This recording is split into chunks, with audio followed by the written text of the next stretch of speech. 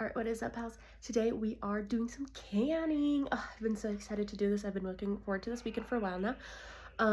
So we are actually canning some antelope that my family has. So we are making antelope stew, and then we are just packing some jars full of that antelope meat. So come along and let's do some canning. Don't mind my editing.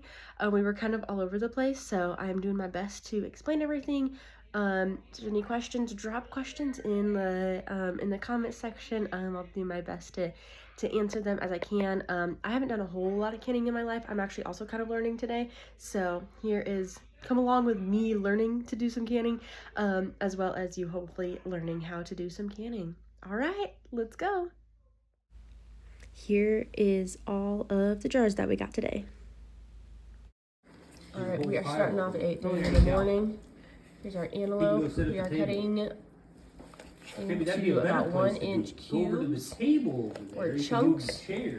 Got our workers going pretty hard. What do you think? We got quite a long day. All right, to start with getting meat into our cans, here we are adding just 1 teaspoon of pickling and canning salt to the bottom. We were kind of having some troubles getting that spoon out of our bag, but 1 teaspoon of canning salt. All right, we got our other little station over here. We are filling these jars about halfway with our antelope chunks, our 1-inch chunks of antelope. All right, here I am packing the jars. I am packing the jars halfway up with that meat, and then at the end, once I have all that meat in there, these Weiler's beef cubes, I'm just adding those to the top for some flavor. All right, once I have those jars halfway full with those meat chunks, I am adding some chunks of yellow onions and some squash just to the top of this, making sure that I have that 1-inch head space at the top.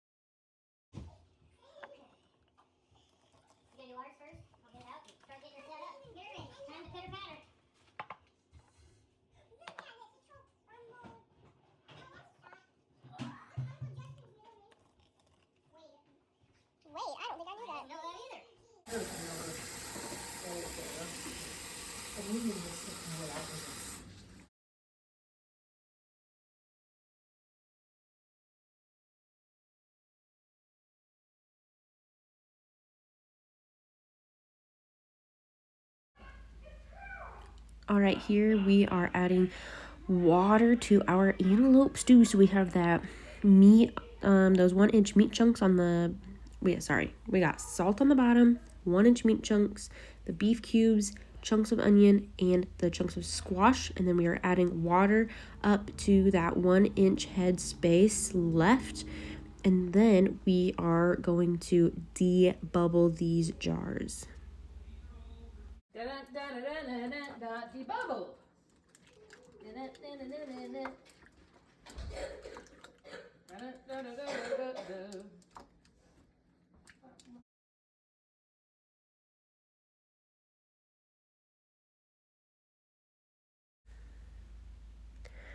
All right, so here you can see some of those bubbles actually coming up from the bottom. So you want to not see, for the most part, you want to not see any more bubbles. And that is how you know you have debubbled your jar. And then you want to add a little bit more water on the top just to make sure you are still keeping that 1-inch headspace.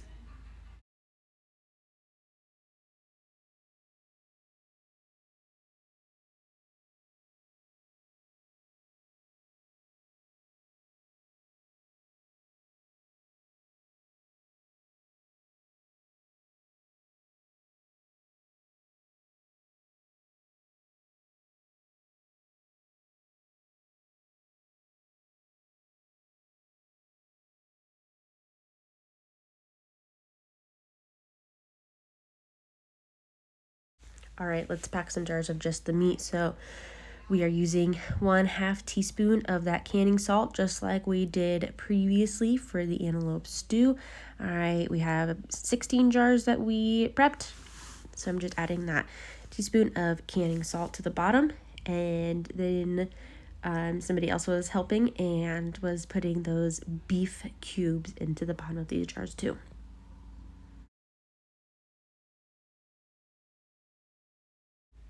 So you'll see here in a second, when it comes to canning meat, raw meat into a jar, you really want to make sure you can pack it so you can see that I am really packing it here into my jar. You can use, I ended up using the end of a spoon too to help really pack it into there, but there's our jars.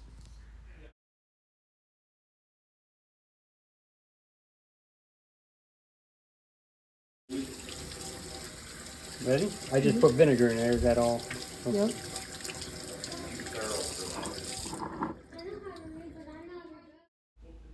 Okay, so why vinegar around the rims? Really that just helps to clean any excess drippings that have come from, whether it's the meat or the onions or the squash, anything that is on the top of those jars.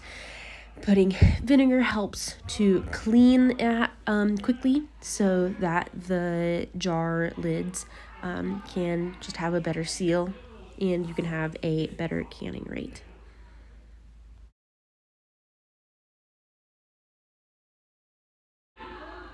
Okay, here is sometimes where people get a little confused.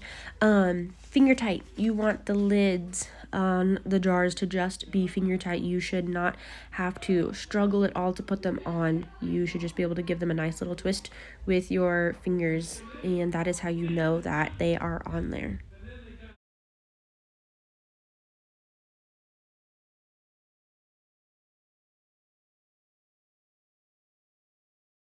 All right, here we are just adding a splash of vinegar to our canning pot. This helps keep the jars clean throughout the process. I'm going to fill the rest with water. So there's a fill line right here at the bottom, as you can kind of see here. We're going to fill the water to that bottom fill line.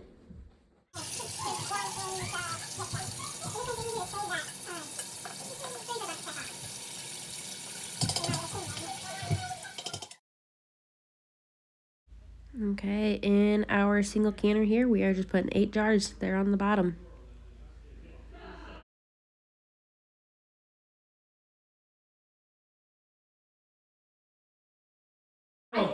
I think let's just. We're going to I think so. Sometimes you get a little too ambitious and. Can some squash later. Put our stove on high. Another thing I've been doing, I finally figured out how to cook rice, and it's pretty good to throw that meat in. This is the hardest part of cooking. Throw a handful of rice in there, let it simmer for an hour, and There you go. Now we just wait until that steams for 10 minutes.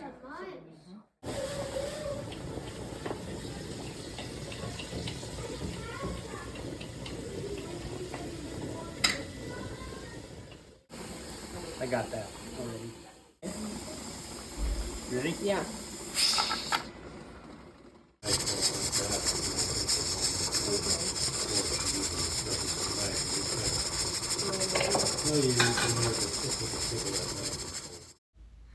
All right, it has been 75 minutes, so now we are just going to shut our stove off and keep our weight on, waiting for that stopper to go down. So you can see the different, these two stoppers on the single and the double decker. Both of the stoppers are up right now, and you don't want to do anything.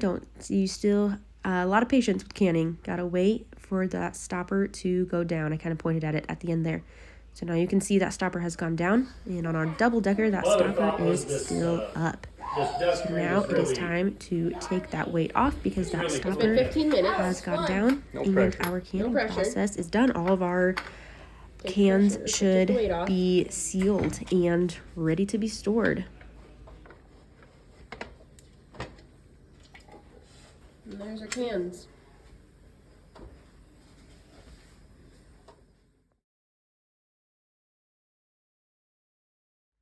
Okay, what happened on that last one? We just gave it a little bit too much of that business. We gave it the business for sure. Actually, no, the canner gave it the business. can maybe just had a fracture kind of line in it, and it just had, or a fracture line crack in it, and it broke during the canning process. Actually, somebody kind of thought that they maybe heard it, so that's all right. It happens. Things happen while canning. Just clean it up, get rid of it. Yep. Last thing in the canning process, you get to store them now, and you should hear some popping happening. Congrats, you have canned. Here's a little bit on a double decker. To begin, you just start the same as you would with the single canner. We had our 8 cans on the bottom, and then in just a second here, you'll see that we just put another 8 cans on top. It is that simple. And the rest of the process is pretty much the same as our single. This double decker actually has a gauge on the top that, again, you'll see that in a second here.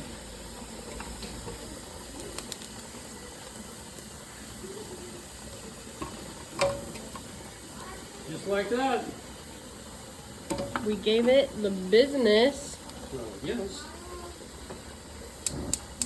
So you don't put anything in between them, you just stack them on top of each other. Nothing in between, stacking them on top.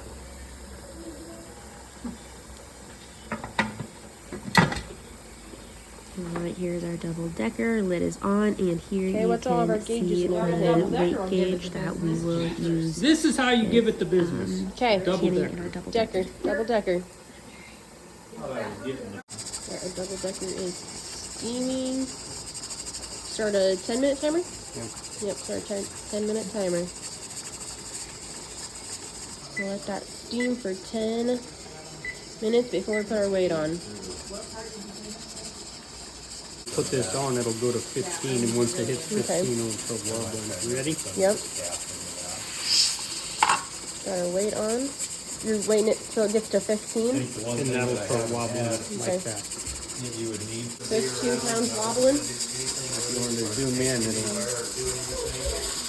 Alright, now we wait for 75 minutes. They don't care if you pay attention to them. Alright, so after that 75 minutes, we again waited for that stopper to go down just like we did on the first one. Per batch, it should take about 3 hours per batch. So that single one that we started, that took about 3 hours to finish. That double decker that we started, that took about 3 hours. So each batch, just plan on about 3 hours. If you are a little more skilled, you can do 2 canners like at once like we did. If not, maybe just plan on doing 1 or 2 batches per day and taking it slow, getting used to your canner. One major rule, patience. Have patience. You don't want to take that lid off too early. You don't want to take that weight off too early. You want all that pressure to build on its own and to release on its own. You also should definitely hear pops at the end of your canning experience. When you take those cans out of that canner, you should hear some pops happening. That's how you know your cans have sealed. So yeah, again, leave questions in the comments, in that comment section, and I will do my best to get them answered. If not, I'll hopefully be able to reach out to some people who can help me answer those questions. So all right, hope you enjoyed this canning experience, and good luck canning on your own if you're trying it. Bye. Okay, it has been a little over 24 hours. You want to keep that screw part on for at least 24 hours just to make sure that your can is sealed. So this can has popped, that popping sound that I talked about, and it is sealed. So I am going to take this off. And now you can just leave it in your cupboard like that. There you go. That's all there is to it.